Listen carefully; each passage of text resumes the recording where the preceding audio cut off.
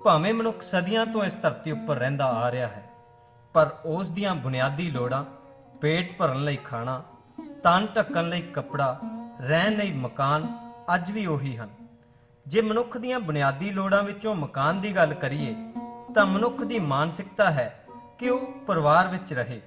ਪੂਰੇ ਪਰਿਵਾਰ ਦੇ ਰਹਿਣ ਲਈ ਮਕਾਨ ਜ਼ਰੂਰੀ ਹੈ। ਜੇ ਪੱਕੇ ਮਕਾਨ ਨੂੰ ਬਰੀਕੀ ਨਾਲ ਦੇਖੀਏ ਤਾਂ ਪਤਾ ਲੱਗਦਾ ਹੈ ਕਿ ਕਿੰਨੀਆਂ ਚੀਜ਼ਾਂ ਮਿਲ ਕੇ ਮਕਾਨ ਬਣਾਉਂਦੀਆਂ ਹਨ, ਪਰ ਇੱਕ ਪੱਕੇ ਮਕਾਨ ਦਾ ਆਧਾਰ ਇੱਟ ਹੁੰਦੀ ਹੈ। ਚੰਗੀ ਇੱਟ ਦਾ ਨਿਰਮਾਣ ਮਿੱਟੀ ਦੀ ਕਿਸਮ ਉੱਪਰ ਨਿਰਭਰ ਕਰਦਾ ਹੈ। ਇੱਕ ਚੰਗੀ ਇੱਟ ਤਿਆਰ ਕਰਨ ਲਈ ਮਿੱਟੀ ਚੀਕਣੀ ਹੋਣੀ ਚਾਹੀਦੀ ਹੈ। ਇੱਟ ਨੂੰ ਤਿਆਰ ਕਰਨ ਲਈ ਪਹਿਲਾਂ ਤਾਂ ਜ਼ਮੀਨ ਪੁੱਟੀ ਜਾਂਦੀ ਸੀ, ਪਰ ਅੱਜ ਕੱਲ੍ਹ ਇਸ ਨੂੰ ਟਰੱਕ ਆਦਿ ਵਿੱਚ ਦੂਰੋਂ ਲਿਆ ਕੇ ਇੱਕ ਥਾਂ ਇਕੱਠੀ ਕਰ ਲਿਆ ਜਾਂਦਾ ਹੈ। ਫਿਰ ਇਸ ਮਿੱਟੀ ਨੂੰ ਕਹੀ ਨਾਲ ਪੁੱਟ ਕੇ ਪੋਲੀ ਕੀਤਾ ਜਾਂਦਾ ਹੈ। ਇਸ ਵਿੱਚ ਵੱਡੇ ਰੋੜਿਆਂ ਨੂੰ ਤੋੜ ਕੇ ਬਰੀਕ ਕੀਤਾ ਜਾਂਦਾ ਹੈ ਤਾਂ ਕਿ ਇਹ ਇੱਟ ਬਣਾਉਣ ਸਮੇਂ ਕੋਈ ਸਮੱਸਿਆ ਨਾ ਪੈਦਾ ਕਰਨ। ਇਹ ਪੋਲੀ ਕੀਤੀ ਮਿੱਟੀ ਨੂੰ ਕਹੀ ਦੀ ਮਦਦ ਨਾਲ ਇੱਕ ਪਾਸੇ ਕਰ ਲਿਆ ਜਾਂਦਾ ਹੈ। ਫਿਰ ਇਸ ਪੋਲੀ ਕੀਤੀ ਮਿੱਟੀ ਵਿੱਚ ਪਾਣੀ ਪਾਇਆ ਜਾਂਦਾ ਹੈ ਤਾਂ ਕਿ ਸੁੱਕੀ ਮਿੱਟੀ ਨੂੰ ਗਿੱਲੀ ਕਰਕੇ ਇੱਟ ਬਣਾਉਣ ਲਈ ਤਿਆਰ ਕੀਤਾ ਜਾ ਸਕੇ। ਪਾਣੀ ਨੂੰ ਬਾਲਟੀ ਜਾਂ ਪਾਈਪ ਦੀ ਮਦਦ ਨਾਲ ਸਾਰੀ ਮਿੱਟੀ ਉੱਪਰ ਇੱਕੋ ਜਿਹਾ ਪਾਇਆ ਜਾਂਦਾ ਹੈ ਤਾਂ ਕਿ ਮਿੱਟੀ ਕਿਤੋਂ ਜ਼ਿਆਦਾ ਗਿੱਲੀ ਕਿਤੋਂ ਜ਼ਿਆਦਾ ਸੁੱਕੀ ਨਾ ਰਹਿ ਜਾਵੇ। ਇਸ ਲਈ ਮਿੱਟੀ ਅਤੇ ਪਾਣੀ ਨੂੰ ਚੰਗੀ ਤਰ੍ਹਾਂ ਮਿਲਾਇਆ ਜਾਂਦਾ ਹੈ। ਇਸ ਤਿਆਰ ਕੀਤੀ ਮਿੱਟੀ ਨੂੰ ਕੁਝ ਘੰਟਿਆਂ ਲਈ ਪੋਲੀਥੀਨ ਸ਼ੀਟ ਨਾਲ ਢੱਕ ਦਿੱਤਾ ਜਾਂਦਾ ਹੈ ਤਾਂ ਕਿ ਮਿੱਟੀ ਅਤੇ ਪਾਣੀ ਆਪਸ ਵਿੱਚ ਚੰਗੀ ਤਰ੍ਹਾਂ ਘੁਲ ਜਾਣ। ਢੱਕਣ ਨਾਲ ਮਿੱਟੀ ਵਿਚਲੀ ਨਮੀ ਬਣੀ ਰਹਿੰਦੀ ਹੈ। ਫਿਰ ਇੱਟ ਪੱਥਣ ਲਈ ਜਗ੍ਹਾ ਤਿਆਰ ਕੀਤੀ ਜਾਂਦੀ ਹੈ, ਭਾਵ ਜਿਸ ਥਾਂ ਇੱਟ ਪੱਥਣੀ ਹੈ ਉਸ ਦੇ ਥੱਲੇ ਸੁੱਕਾ ਰੇਤਾ ਵਿਛਾਇਆ ਜਾਂਦਾ ਹੈ ਤਾਂ ਕਿ ਗਿੱਲੀ ਇੱਟ ਜ਼ਮੀਨ ਨਾਲ ਨਾ ਜੁੜ ਜਾਵੇ। ਇਸ ਨਾਲ ਇੱਟ ਨੂੰ ਥੱਲਣਾ ਸੌਖਾ ਰਹਿੰਦਾ ਹੈ।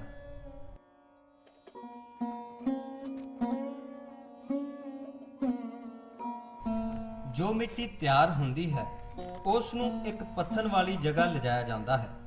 ਇਸ ਲਈ ਉਸ ਨੂੰ ਹੱਥਰੇੜੀ ਵਿੱਚ ਭਰ ਕੇ ਪੱਥਣ ਵਾਲੀ ਥਾਂ ਸੁੱਟਿਆ ਜਾਂਦਾ ਹੈ ਤਾਂ ਕਿ ਵਾਰ-ਵਾਰ ਉੱਠ ਕੇ ਮਿੱਟੀ ਨਾ ਲਿਜਾਣੀ ਪਵੇ।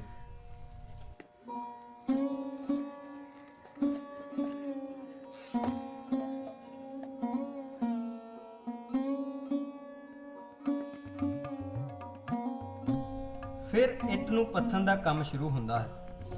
ਗਿੱਲੀ ਮਿੱਟੀ ਦੇ ਢੇਰ ਵਿੱਚੋਂ ਇੱਕ ਇੱਟ ਪੱਥਣ ਲਈ ਮਿੱਟੀ ਲਈ ਜਾਂਦੀ ਹੈ। ਉਸ ਮਿੱਟੀ ਨੂੰ ਗੁੰਨ ਕੇ ਸਾਂਚੇ ਵਿੱਚ ਪਾਇਆ ਜਾਂਦਾ ਹੈ। ਸਾਂਚੇ ਵਿੱਚ ਇਸ ਨੂੰ ਧਿਆਨ ਨਾਲ ਪਾਇਆ ਜਾਂਦਾ ਹੈ ਤਾਂ ਕਿ ਵਿਚਕਾਰ ਤੋਂ ਕਿਤੇ ਖਾਲੀ ਨਾ ਰਹਿ ਜਾਵੇ। ਸਾਂਚੇ ਦੇ ਉੱਪਰ ਤੋਂ ਵਾਧੂ ਮਿੱਟੀ ਨੂੰ ਹਟਾਇਆ ਜਾਂਦਾ ਹੈ ਅਤੇ ਸਾਂਚੇ ਨੂੰ ਸਹੀ ਥਾਂ ਉੱਪਰ ਰੱਖ ਕੇ ਉਲਟਾ ਕਰ ਦਿੱਤਾ ਜਾਂਦਾ ਹੈ। ਇਸ ਤੋਂ ਬਾਅਦ ਸਾਂਚੇ ਨੂੰ ਉੱਪਰ ਖਿੱਚ ਲਿਆ ਜਾਂਦਾ ਹੈ। ਇਸ ਤਰ੍ਹਾਂ ਇੱਕ ਇੱਟ ਤਿਆਰ ਹੋ ਜਾਂਦੀ ਹੈ।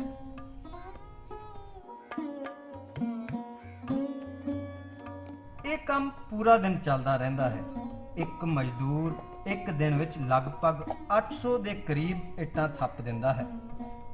ਇਸ ਕੰਮ ਵਿੱਚ ਕਈ ਵਾਰ ਪੂਰੇ ਦਾ ਪੂਰਾ ਪਰਿਵਾਰ ਮਜ਼ਦੂਰੀ ਕਰਦਾ ਹੈ। ਇੱਟ ਨੂੰ ਖੁੱਲੇ ਮੈਦਾਨ ਵਿੱਚ ਪੱਥਿਆ ਜਾਂਦਾ ਹੈ ਜਿੱਥੇ ਹਵਾ ਅਤੇ ਧੁੱਪ ਇੱਟਾਂ ਉੱਪਰ ਸਿੱਧੀ ਪਵੇ। ਪੱਥੀਆਂ ਗਈਆਂ ਇੱਟਾਂ ਨੂੰ ਇੱਕ ਦਿਨ ਸੁੱਕਣ ਲਈ ਛੱਡ ਦਿੱਤਾ ਜਾਂਦਾ ਹੈ ਤਾਂ ਕਿ ਇੱਟ ਵਿੱਚੋਂ ਨਮੀ ਦੀ ਮਾਤਰਾ ਖਤਮ ਹੋ ਜਾਵੇ, ਭਾਵ ਇੱਟ ਸੁੱਕ ਜਾਵੇ।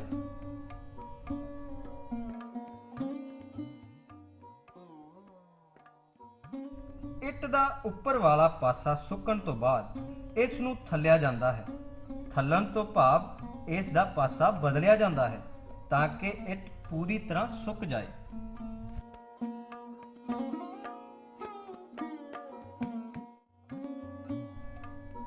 ਇੱਟ ਨੂੰ ਸੁੱਕਣ ਤੋਂ ਬਾਅਦ ਇਸ ਨੂੰ ਇਕੱਠਿਆਂ ਚਿਣ ਦਿੱਤਾ ਜਾਂਦਾ ਹੈ। ਥੱਲੇ ਪਈਆਂ ਇੱਟਾਂ ਨੂੰ ਕੱਚੀ ਦੀਵਾਰ ਦੇ ਰੂਪ ਵਿੱਚ ਚਿਣ ਦਿੱਤਾ ਜਾਂਦਾ ਹੈ ਜਿਸ ਨੂੰ ਘੋੜੀ ਲਗਾਉਣਾ ਕਿਹਾ ਜਾਂਦਾ ਹੈ। ਇਸ ਤਰ੍ਹਾਂ ਕਰਨ ਨਾਲ ਇੱਕ ਤਾਂ ਦੁਬਾਰਾ ਇੱਟਾਂ ਪੱਥਣ ਲਈ ਥਾਂ ਖਾਲੀ ਹੋ ਜਾਂਦੀ ਹੈ ਅਤੇ ਦੂਸਰਾ ਇਸ ਨੂੰ ਰੇਹੜੀਆਂ ਵਿੱਚ ਭਰਨਾ ਸੌਖਾ ਹੋ ਜਾਂਦਾ ਹੈ। ਇੱਟਾਂ ਨੂੰ ਇਸ ਢੰਗ ਨਾਲ ਚਿਣਿਆ ਜਾਂਦਾ ਹੈ ਕਿ ਉਹ ਹੋਰ ਸੁੱਕ ਜਾਣ। ਚਿਣਨ ਸਮੇਂ ਇੱਟਾਂ ਵਿੱਚੋਂ ਮੋਗੇ ਰੱਖੇ ਜਾਂਦੇ ਹਨ ਤਾਂ ਕਿ ਹਵਾ ਉਹਨਾਂ ਦੇ ਵਿੱਚੋਂ ਲੰਘ ਸਕੇ। ਇਸ ਸੁੱਕ ਚੁੱਕੀ ਕੱਚੀ ਇੱਟ ਨੂੰ ਭੱਠੇ ਤੱਕ ਲਿਜਾਇਆ ਜਾਂਦਾ ਹੈ। ਇਸ ਸੁੱਕ ਚੁੱਕੀ ਇੱਟ ਨੂੰ ਭੱਠੇ ਤੱਕ ਲਿਜਾਣ ਲਈ ਰੇਹੜੀਆਂ ਵਿੱਚ ਭਰਿਆ ਜਾਂਦਾ ਹੈ। ਇਸ ਇੱਟ ਨੂੰ ਬੜੇ ਧਿਆਨ ਨਾਲ ਰੇਹੜੇ ਵਿੱਚ ਚਿਣਿਆ ਜਾਂਦਾ ਹੈ, ਪਰ ਫਿਰ ਵੀ ਕੱਚੀ ਹੋਣ ਕਰਕੇ 2 ਤੋਂ 3% ਇੱਟ ਟੁੱਟ ਜਾਂਦੀ ਹੈ। ਟੁੱਟੀ ਹੋਈ ਇੱਟ ਨੂੰ ਬਾਹਰ ਕੱਢ ਦਿੱਤਾ ਜਾਂਦਾ ਹੈ। ਇਸ ਦੀ ਢੋਆ ਢੁਆਈ ਲਈ ਜ਼ਿਆਦਾਤਰ ਰੇਹੜੀਆਂ ਦੀ ਵਰਤੋਂ ਕੀਤੀ ਜਾਂਦੀ ਹੈ। ਇੱਟ ਭੱਠੇ ਤੱਕ ਪਹੁੰਚਾਉਣ ਤੋਂ ਬਾਅਦ ਇਸ ਨੂੰ ਭੱਠੇ ਵਿੱਚ ਚਿਣਿਆ ਜਾਂਦਾ ਹੈ। ਇਹ ਕੰਮ ਵੇਲਦਾਰ ਕਰਦੇ ਹਨ। ਇਸ ਵਿੱਚ ਇੱਟ ਨੂੰ ਰੇਹੜੇ ਤੋਂ ਉਤਾਰ ਕੇ ਚਿਣਨਾ ਹੀ ਨਹੀਂ ਹੁੰਦਾ, ਇਸ ਨੂੰ ਇੱਕ ਖਾਸ ਤਰੀਕੇ ਨਾਲ ਚਿਣਿਆ ਜਾਂਦਾ ਹੈ। ਇੱਟ ਨੂੰ ਚਿਣਨ ਸਮੇਂ ਇਸ ਵਿੱਚ ਖਾਲੀ ਥਾਂ ਰੱਖ ਦਿੱਤੀ ਜਾਂਦੀ ਹੈ ਤਾਂ ਕਿ ਕੋਲਾ ਪਾਇਆ ਜਾ ਸਕੇ। ਕੋਲਾ ਉੱਪਰ ਤੋਂ ਪਾਇਆ ਜਾਂਦਾ ਹੈ, ਇਸ ਲਈ ਖਾਲੀ ਥਾਂ ਜ਼ਰੂਰੀ ਹੈ। ਇੱਟਾਂ ਨੂੰ ਬਿਲਕੁਲ ਸਿੱਧਾ ਚਿਣਿਆ ਜਾਂਦਾ ਹੈ ਸੂਤ ਦੀ ਮਦਦ ਨਾਲ, ਤਾਂ ਕਿ ਇੱਟਾਂ ਅੱਗੇ ਪਿੱਛੇ ਨਾ ਹੋ ਜਾਣ।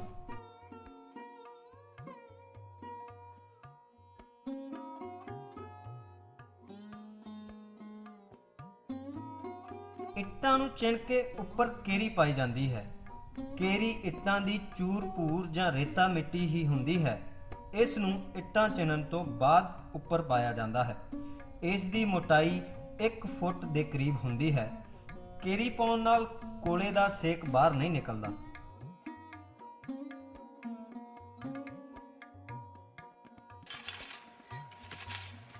ਅੱਗ ਸ਼ੁਰੂ ਕਰਨ ਲਈ ਕੇਰੀ ਵਿੱਚ ਰੱਖੇ ਮੋਗਿਆਂ ਉੱਪਰੋਂ ਇੱਟਾਂ ਨੂੰ ਹਟਾਇਆ ਜਾਂਦਾ ਹੈ।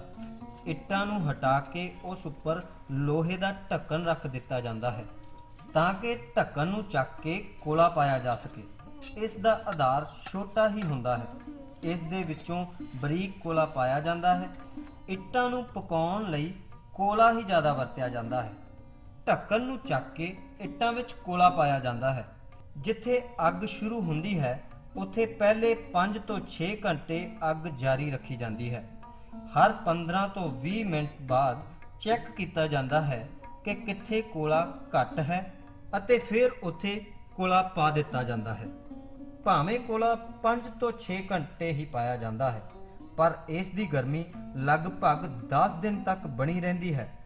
ਇੱਟ ਨੂੰ ਪਕਾਉਣ ਵਾਲਾ ਸਮਾਂ ਬੜਾ ਹੀ ਅਹਿਮ ਹੁੰਦਾ ਹੈ ਕਿਉਂਕਿ ਕੋਲੇ ਦੀ ਮਾਤਰਾ ਇੱਟ ਉੱਪਰ ਪੂਰਾ ਪ੍ਰਭਾਵ ਪਾਉਂਦੀ ਹੈ।